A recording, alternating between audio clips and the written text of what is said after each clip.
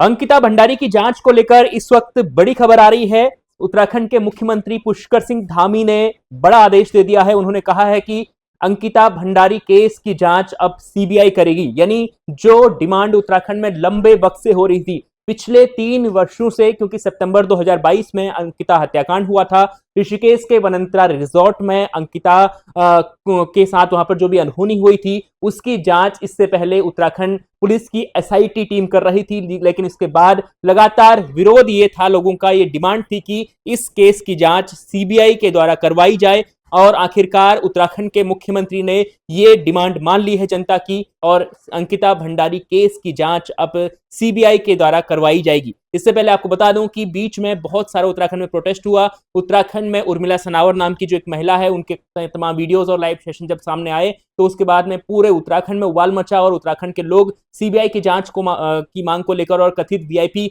जिनके नाम के जिक्र सामने आ रहे थे, उनकी जांच को लेकर लगातार लोग सड़कों पर थे और सीबीआई जांच की मांग कर रहे थे। अंकिता के माता पिता, उत्तराखंड क्रांति दल समेत उत्तराखंड के विपक्ष में जो पार्टी है कांग्रेस, वो समेत उत्तराखंड के आम लोग तमाम इस लगातार इस जांच की मांग कर रहे थे। और आज पुष्कर सिंह धामी ने अंकिता भंडारी केस की जांच सीबीआई से करवाने को लेकर सहमति दे दी है। पुष्कर सिंह धामी ने कहा है कि जो भी दोषी हैं उन्हें बख्शा नहीं जाएगा और इस केस की जांच सीबीआई से करवाई जाएगी। थोड़ी पृष्ठभूमि इस केस की मैं आपको बताता हूं। तो सितंबर 2022 में ऋषिकेश के वनंतरा रिजॉर्ट एक भारतीय जनता पार्टी के पूर्व राज्य मंत्री के बेटे पुलकित आर्य का वो रिजॉर्ट है। उस रिजॉर्ट में सितंबर 2022 में अंकिता भंडारी, जो पौड़ी गढ़वाल के डोब श्रीकोट की रहने वाली थी, वो वहां पर काम करती थी। और उस दौरान उसने जब वहां नौकरी ज्वाइन की होटल मैनेजमेंट का कोर्स करने के बाद, तो 1 महीने का वक्त उसे वहां पर नौकरी ज्वाइन किए हुआ था। और इसी बीच उस पर स्पेशल कुछ उसके साथ स्पेशल सर्विस को लेकर उसके ऊपर दबाव बनाया जा रहा था। और जब उसने उस चीज से मना कर दिया तो उसकी हत्या कर दी गई और उसके शव को चीला नहर में फेंक दिया गया। तो ये इस केस की पृष्ठभूमि है। और इस केस में उसके बाद लगातार लोगों की डिमांड थी कि इस केस की जो जांच है, कथित वीआईपी जिसका नाम लगातार आ रहा था, उस वीआईपी की पहचान को लेकर इस केस की जो मांग है वो सीबीआई से करवाई जाए। क्योंकि इससे पहले एसआईटी, उत्तराखंड पुलिस की एसआईटी टीम इस केस की जांच कर रही थी। और अभी तक इस केस में 3 लोग जेल में हैं,